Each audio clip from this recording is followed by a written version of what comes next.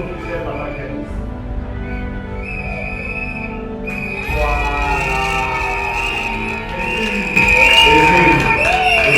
Nem galera.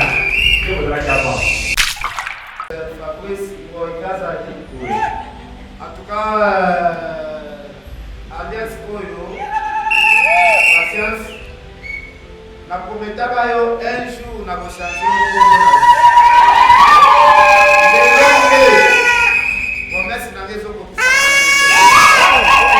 Quand na koni to ya ko bala na liboso ya papa na biso ko promesse Fabrice Ngoikazaki. Kwa ko promesse numéro 1 ya vila Kinshasa. La petite grandeur ya bolingo na pesa na yo. La grandeur ya bolingo na pesa wana albani photo ça la mariage ko na commune ya Gombe. Après commune ya Gombe photo mona prophète Emmanuel de Libaza numéro 1 ya ba pasteur nyonso ya Gombe.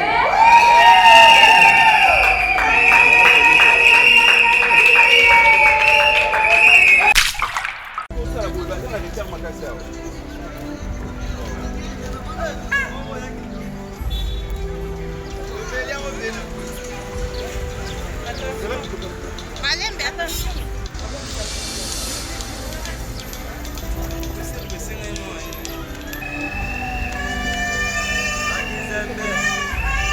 Agizembe.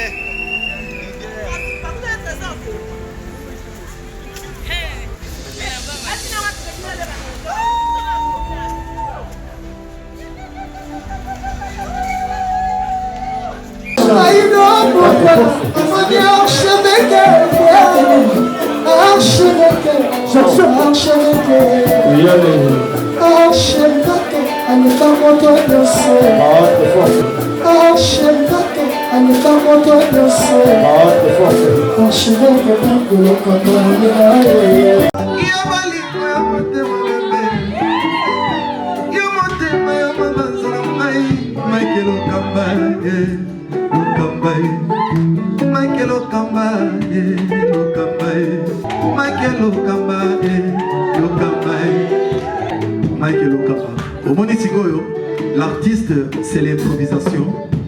Na honoré dans l'émission. Africa Elengi TV, votre chaîne, l'incontournable, la star des chaînes.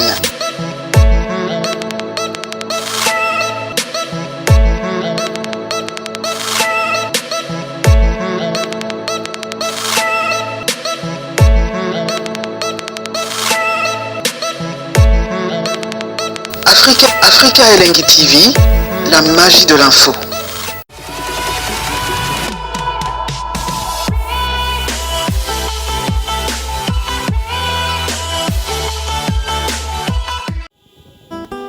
Celui qui marche dans l'intégrité marche avec assurance, car sa vie finira toujours par être un témoignage. Ah!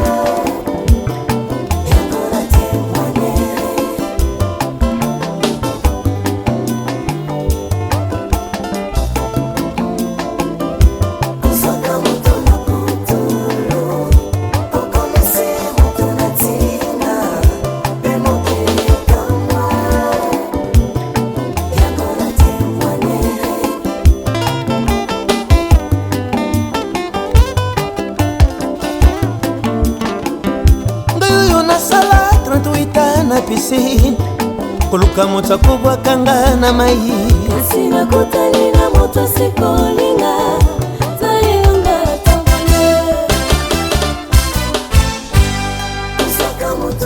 ozwaka moto na putulu pelobie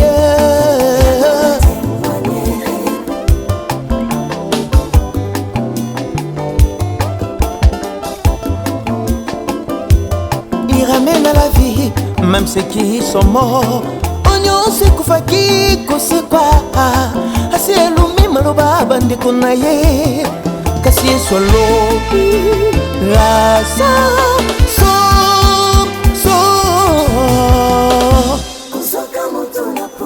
nakomi sujet ya témoignage po yesu asikolinga pelobi ye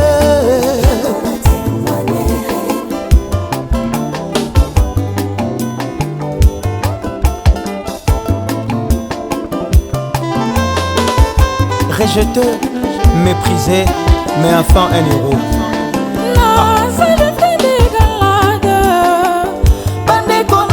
Bakisinga babimisinga na etage or na plan ya nzambe nainde mabundeli mobikisa libota yo na bandaka kolumba solo bampate isomotisinga na kita bokonzi na ye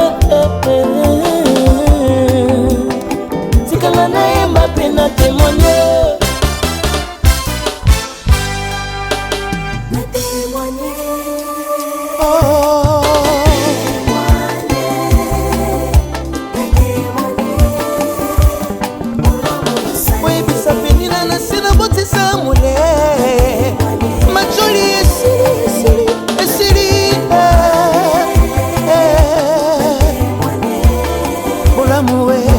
nazalaki lokola je avec balimite fami akangaki ngayo melelo na bali alias ekoti na mosapi na témoigne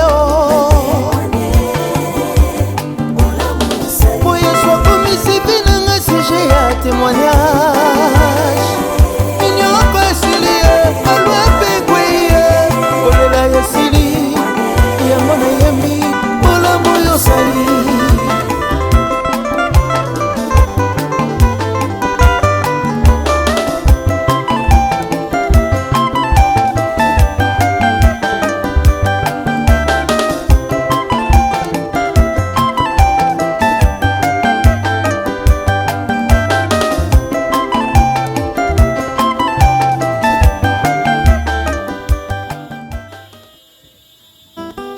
Celui qui marche dans l'intégrité marche avec assurance, car sa vie finira toujours par être un témoignage. Ah!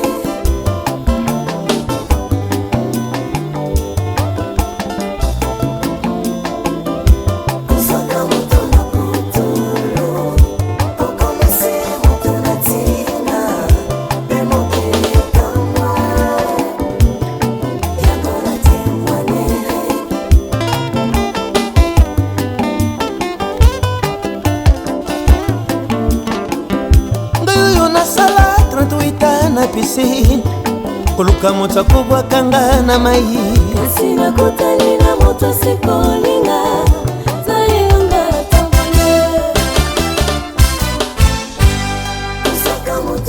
ozwaka moto na putulu pelobi ye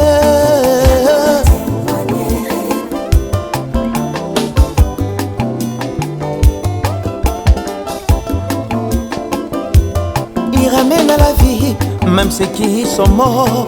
Onyo sekufaki kosekwa asi elumi maloba bandeko na ye kasi solo la sa so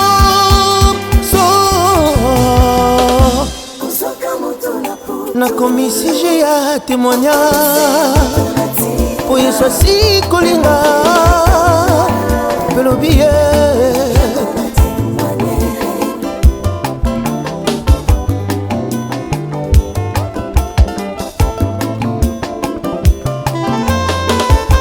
rejeté, méprisé, mais enfin un héros.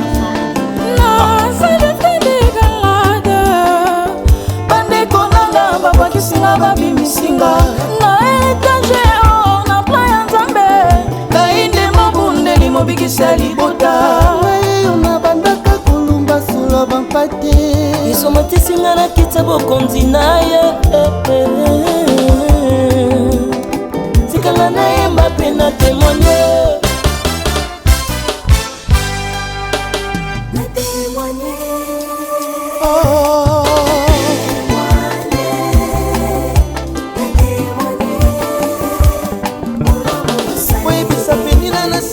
botisa mule majoli esili bolamu we nazalaki lokola je avec balimita fami akangaki ngayo melelo na bali alias ekoti na mosapi na témoigne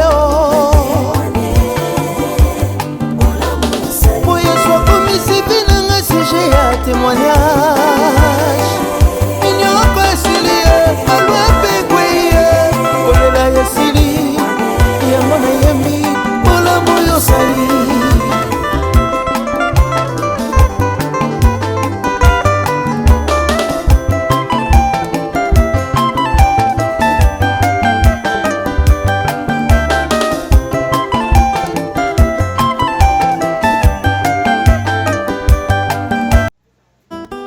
Celui qui marche dans l'intégrité marche avec assurance, car sa vie finira toujours par être un témoignage. Ah.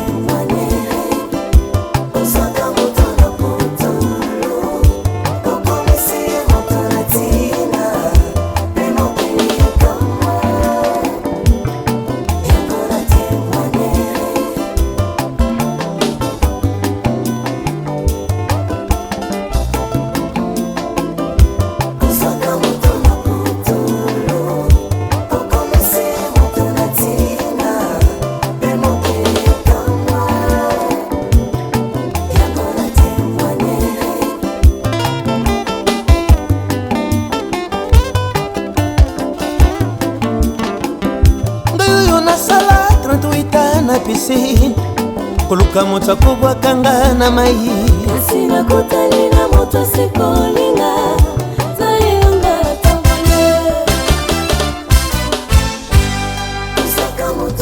ozwaka moto na putulu pelobie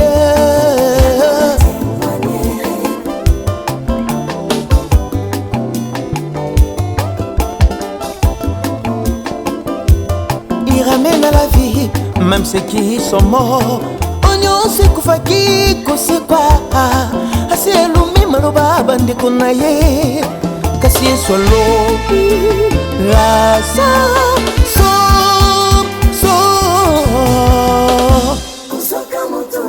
na komisi j'ai ya témoignage pour yeso si kolinga pelobie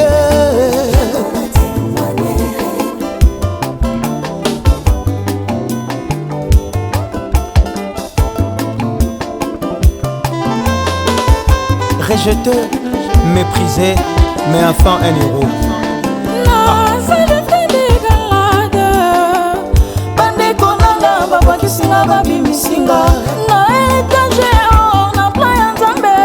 Na inde mabunde, limobikisa libota. Una bandaka kulumba solo bampate. Isomatisinga na kitabo konzi na ye. Sikanga na ye mbape na témoigner.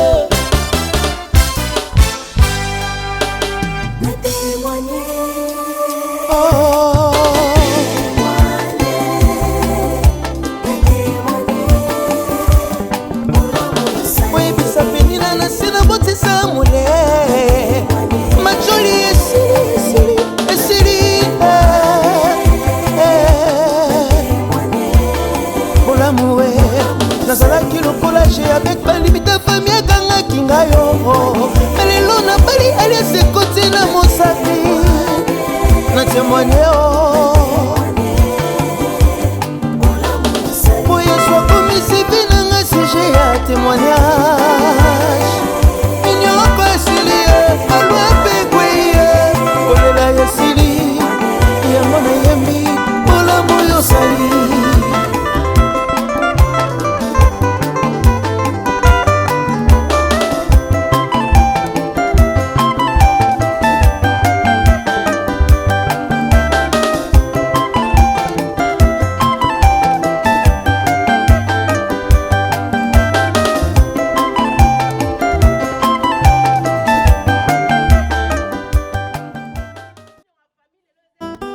Celui qui marche dans l'intégrité marche avec assurance, car sa vie finira toujours par être un témoignage. Ah.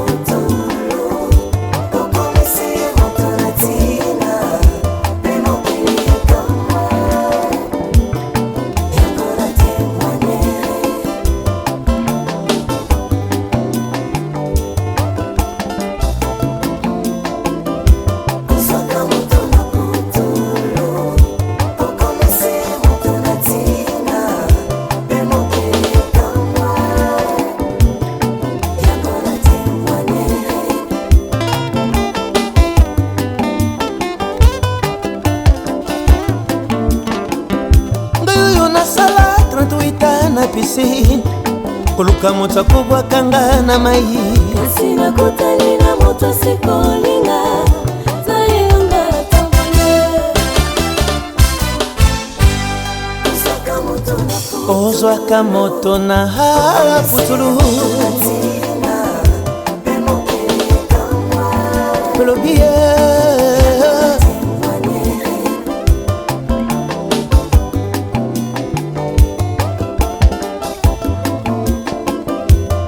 ramène à la vie, même ceux qui sont morts. Onyo se kufaki kosekwa asi elumi maloba bande konaye kasi solo la sa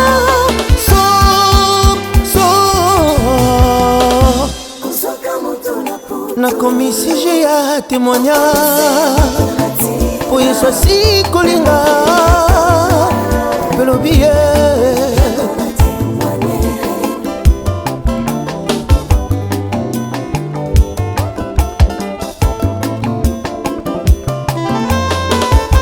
rejeté, méprisé, mais enfin un héros. Ça devrait dégalade bande konanga babakisinga babimisinga na etage na plan ya nzambe kainde mabundeli mobikisa libota na bandaka kolumba solo bampate isomatesinga na kita bokonzi na ye zikanga na ye mbape na témoigner.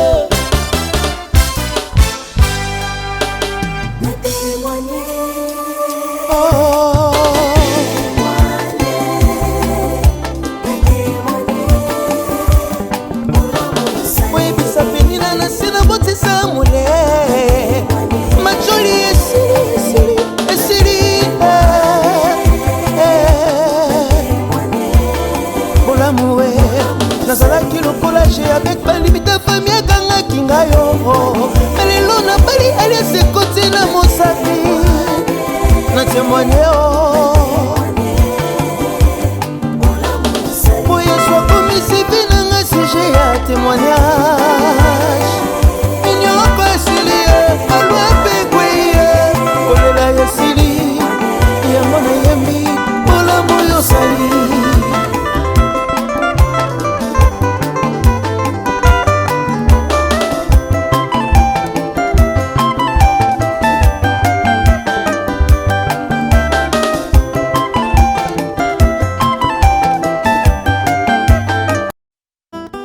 Celui qui marche dans l'intégrité marche avec assurance, car sa vie finira toujours par être un témoignage. Ah.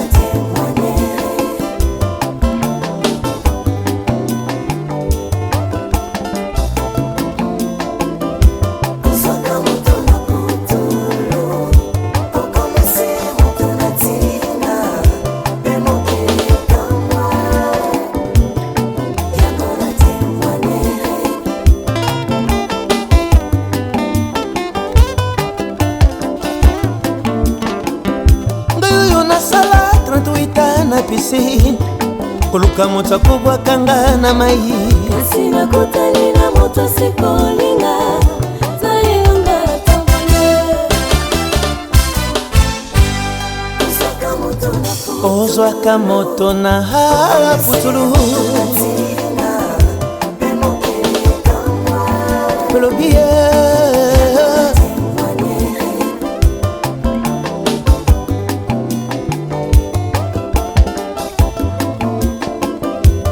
il ramène à la vie même ceux qui sont morts onyonse kufaki kosekwa asi elumi maloba bandeko na ye kasi esolo rasa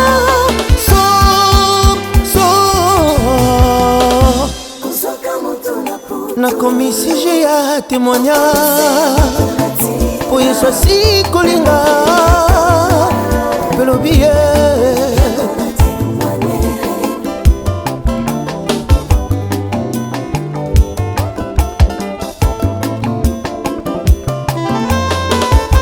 rejeté, méprisé, mais enfin un héros.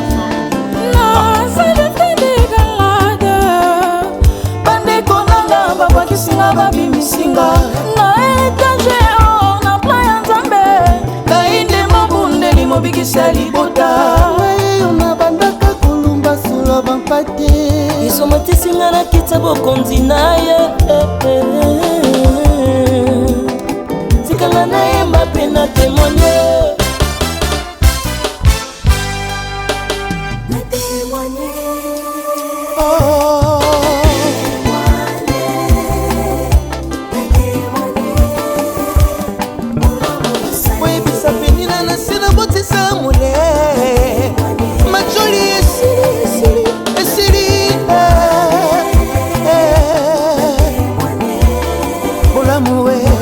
nazalaki lokola je avec balimita famille akangaki ngayo malelo na bali alias ekoti na mosapi na témoigne po yesu akomisivi nanga sujet ya témoignage inyoko esili ye alwa pekweye kolela yesili yango nayembi bolamu yosali.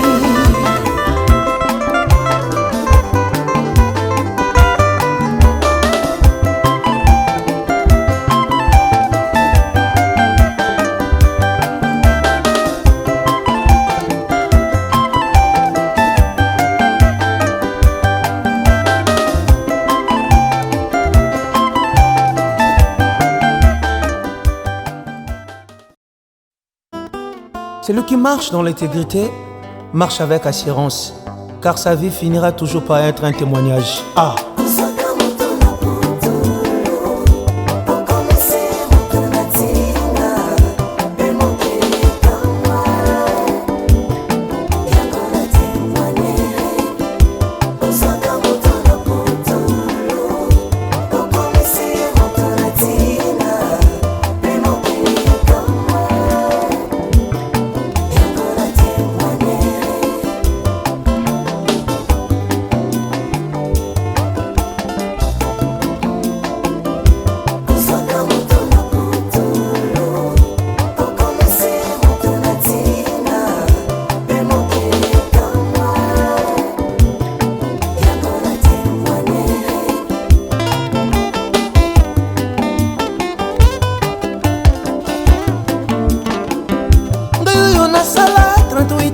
piscine koluka moto akobwakanga na mai kasi nakutani na moto sikolinga zayelanga tambole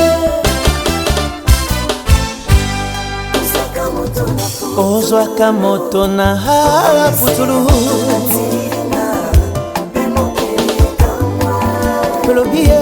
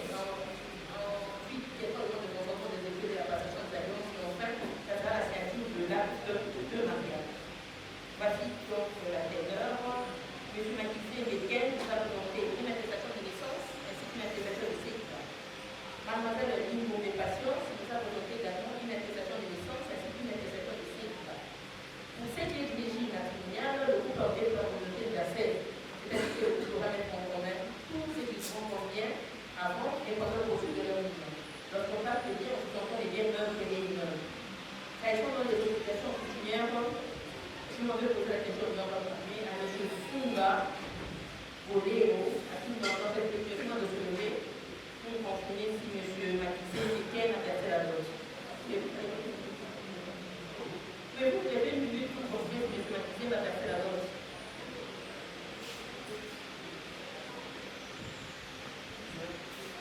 Pouvez-vous lever une minute pour confirmer si M. Makissé va verser la dose? Oui, papa, vous êtes de vous pour confirmer si M. Makissé et Ken a versé la dose. Il a versé. Vous êtes d'accord pour ici le mariage? On applaudit très fort pour leur continuer.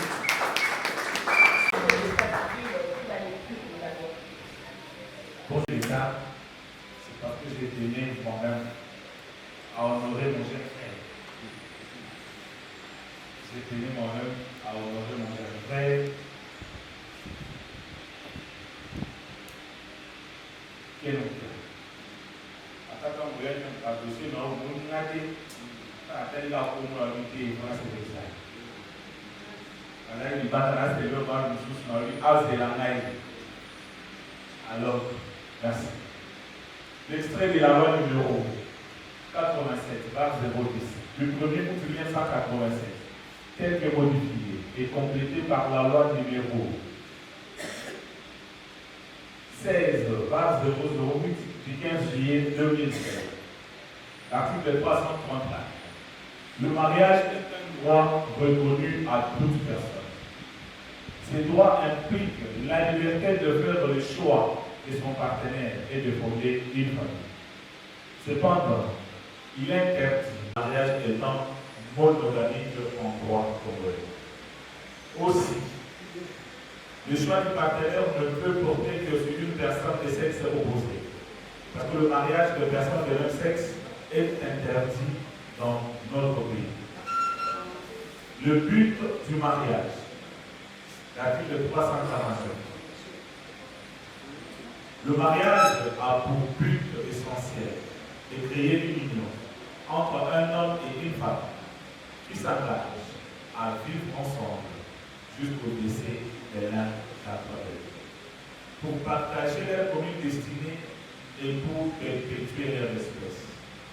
Ken Tiana et Mademoiselle Patience nous engager aujourd'hui pour vivre ensemble, pour décider ensemble, pour tout faire ensemble, et surtout au Colisabana ensemble. Sinon, il doit être comme ça va. C'est qu'il faut privilégier compréhension, au privilégier pardon, au privilégier communication. Communication dans le cadre de celui qui a posé au solo là. Elle m'a pas chance.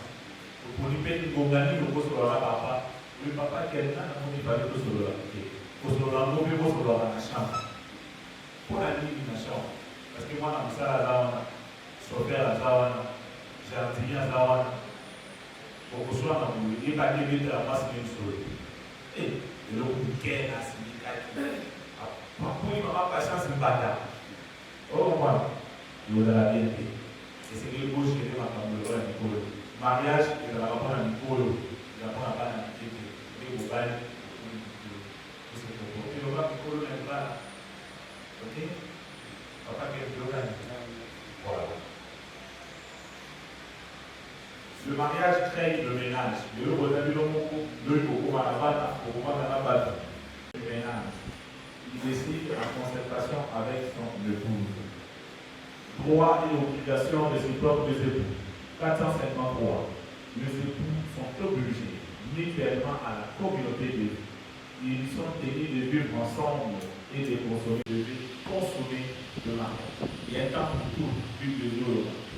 Un temps pour ceci, un temps pour ceci, un temps pour ceci, un temps aussi pour consommer le mariage.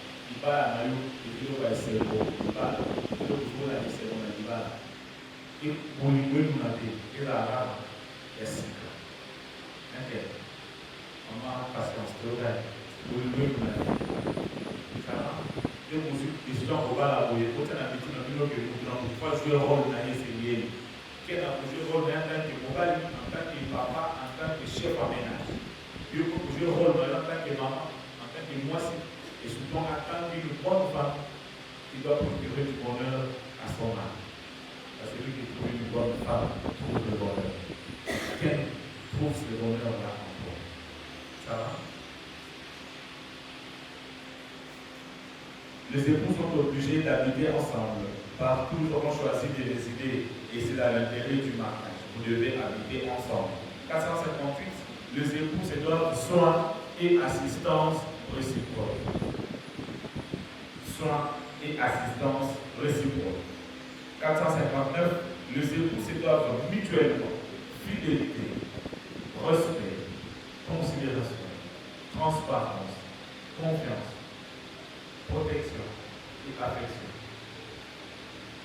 Vous devez mutuellement fidélité, respect, considération, transparence, confiance et affection.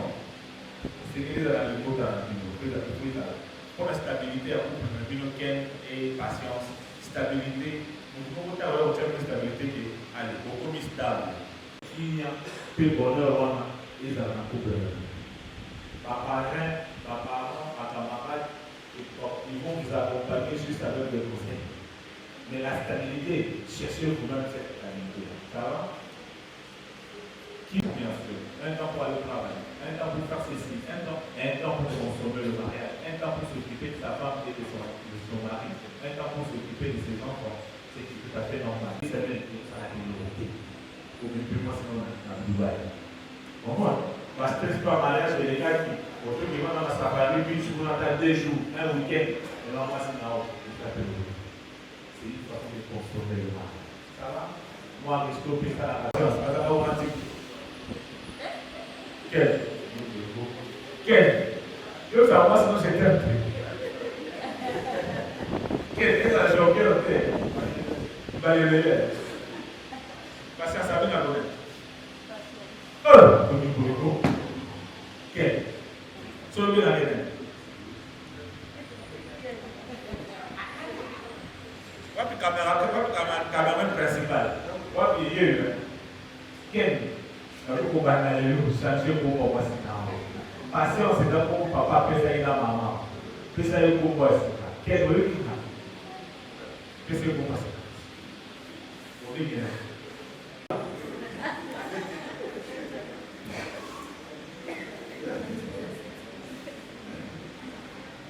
Quand on la loi congolaise s'oblige à déclarer la naissance mieux l'état civil il y a commis la résidence dans l'île. Ce qu'on a déclaré, et moi, à Botani, quel qui a junior à Botani, pour déclarer la précédente acte de naissance. Ce qui voulait ici, 90 jours, on va déranger du son papa, à sa mariage officiel. Donc, ce qui a écrit, c'est 90 jours, pour qu'il y ait un tribunal pour un jugement supplétif de acte de naissance. Et au cas de maman naissance. Ce qu'on peut voir, Balias va bien, ils ont besoin d'un avant. Quand ils ont balayé sa bulle, pour Kawana, Balias a dit que l'eau pour Kawana est au Kawana. Article 741 le dit, nonobstant toute coutume contraire, le mariage civil s'est dissous de plein droit que par la mort de l'âme des époux.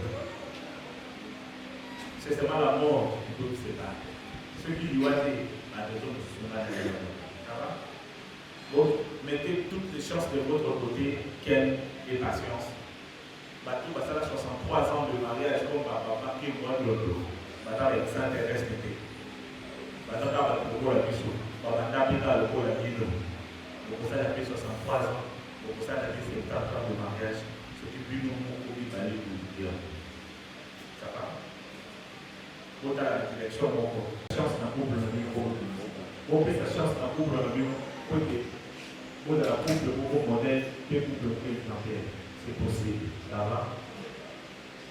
Le cas. Pour s'attacher à la bateau bien. La bateau bien. Fini naï. Nana kibé. À kibé. Pour ça, la bateau là naï. On va faire un peu d'emploi de bois. Na kukanga na bateau bien. Na bateau, ça va vérité. Na bateau, le. Bakosunanga pour libérer la naï qui est dans le pas la bateau, on a 6 ans qui parle de ça va? Nous sommes allés les pour nous réunir. Souvenez à Bambou et tant que vous allez bien. On les applaudit, que vous fassiez.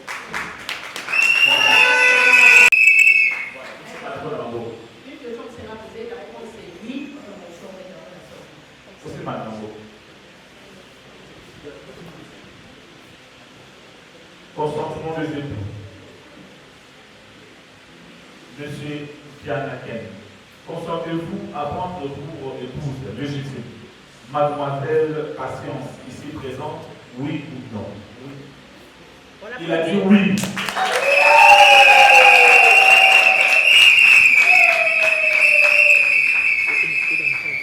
Mademoiselle Patience, consentez-vous à prendre pour époux légitime Monsieur Ken Piana, ici présent, oui ou non? Elle a dit oui.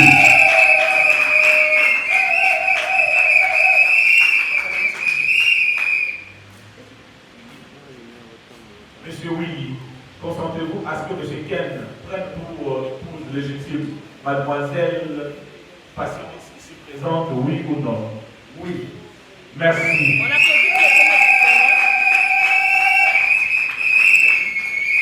Madame Nati, consentez-vous à ce que Mademoiselle Patience prenne pour épouse légitime M. Ken ici présent, oui ou non? Oui. Merci.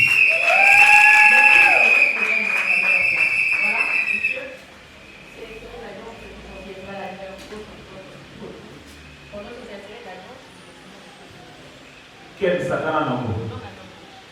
Quel Sakana Nambo? Sakana Nambo. Il était à Kanda, à Zawate Bokoswana. Merci papa pour maître Fabrice Gazadi. En tout cas, Alliance Oyo, Patience. Na prometaka yo un jour na changer au promesse na réseau comme ça. Quand na poli to ya kobala na liboso ya papa na biso pour promesse Fabrice Gazadi. Kwa pour promesse numéro 1 ya ville à Kinshasa. La bisi grandeur ya bolingo o na pesa ka yo. La grandeur ya bolingo na pesa ka na lobaki photo ça la mariage o na commune ya Gombe. Après commune ya Gombe photo mon na prophète Emmanuel de Divoisa numéro 1 ya ba pasteur nyonso ya Gombe.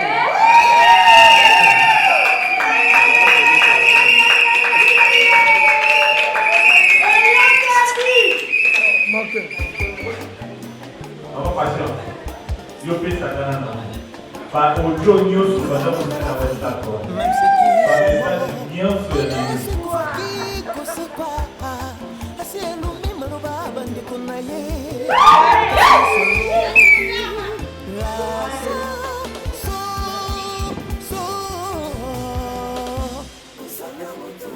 Na komisi j'ai à témoignage pour ça si kolinga pelobier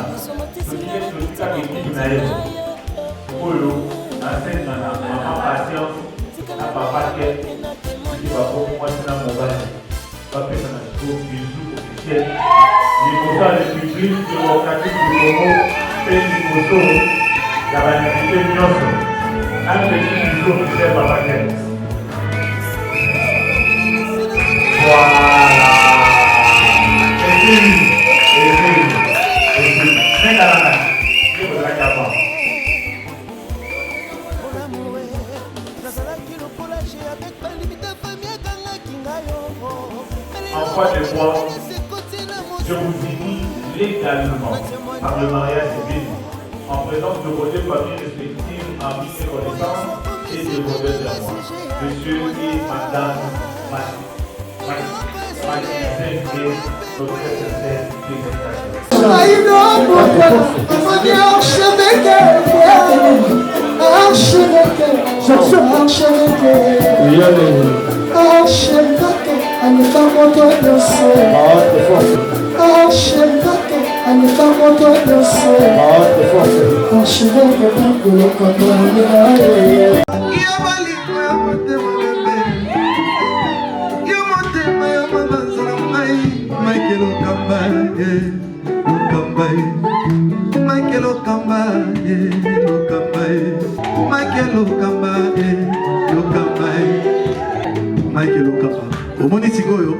L'artiste, c'est l'improvisation.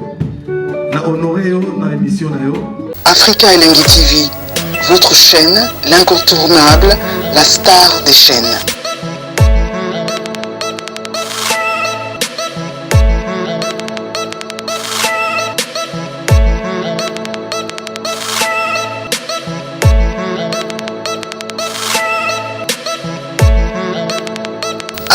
Africa Elengi TV, la magie de l'info.